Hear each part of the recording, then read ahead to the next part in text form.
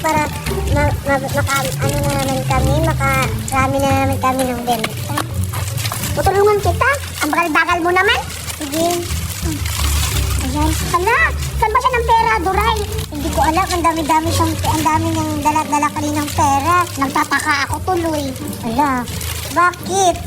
Baka inako na naman yun kasi magnanakaw. Di ba alam mo naman na magnanakaw yun? Ayan, hindi ko alam na magnakaw siya. Kasi sabi niya, binigay daw niya yun sa mama niya. Hala! Hala, natutuwa ako, Duray. Meron talaga ditong bumibili. Alam ko na. Ibilhin ko na yung lahat yung tinda ni Duray at ni Judian para ako na yung magbibenta. Kaya kukuha pa ako ng dahon. Para lukuhin ko ulit si Duray. Kaya kukuha na ako ng dahon. Sige, ayan Duray ha. Alas na muna ako kasi bibili naman ako ulit ng mga pang-junk food. Sige.